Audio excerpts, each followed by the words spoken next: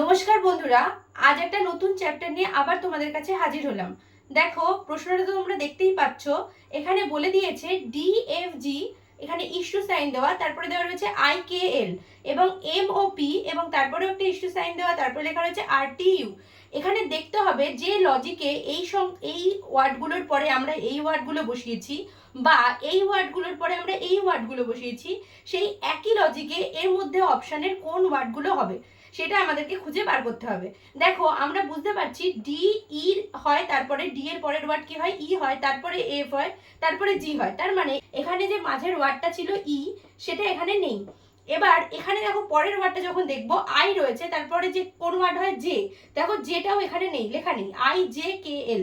তো এখানে মাঝের ওয়ার্ডটা বাদ। ঠিক একই রকম ভাবে পরের ওয়ার্ডে যদি দেখি এম এর পরে কি হয় এন, এন এখানে নেই, দেখো এন নেই, MNOP, তো এন এখানে নেই, এন মিস্টেক। তো সেম ভাবে আর এর পরে দেখো RSTU হয়, তাহলে এখানেও একটা এস মিসিং আছে। তাহলে বোঝা যাচ্ছে কি যে প্রত্যেকটা ওয়ার্ডের পরের একটা ওয়ার্ড মিসিং এবং তারপরে দুটো ওয়ার্ড পরপর লেখা। ঠিক একই রকম ভাবে আমাকে এবার অপশনগুলো দেখতে হবে যে সেম ভাবে এই একই লজিকে কোন অপশনটা আছে। দেখো পি এর পরে হয় QR, তারপরে এস হয়, তার মানে এখানে দুটো ওয়ার্ড মিসিং আছে, কিউ ওয়ার্ড, তার মানে এই অপশনটা হবে না। এবার যদি বিতে আসি, দেখো বি অপশনে বলেছে W, তারপরে আছে কি XYZ, এটা দেখো মিলছে, একটা ওয়ার্ডই মিসিং আছে। এরপরে ওয়ার্ডটা যদি দেখি জির পরে হয় H, তারপরে IJ, এটাও দেখো একটা ওয়ার্ডই মিসিং আছে, এটাও মিলছে। এবং এরপরে আমরা এখানটাতে দেখছি পির পরে একটা ওয়ার্ড মিসিং আছে কিউ, তারপরেই আর। ঠিক একই রকম ভাবে জির পরেও একটা ওয়ার্ড মিসিং আছে H, তারপরে I। তাহলে এখানে কিন্তু জেড এর পরে একটা ওয়ার্ড এ হওয়ার কথা, তাহলে এখানে যদি বি হতো তাহলে ওয়ার্ডটা মিলতো, তাহলে এটাও কিন্তু হবে না, এই অপশনটাও বাদ দিতে পারি।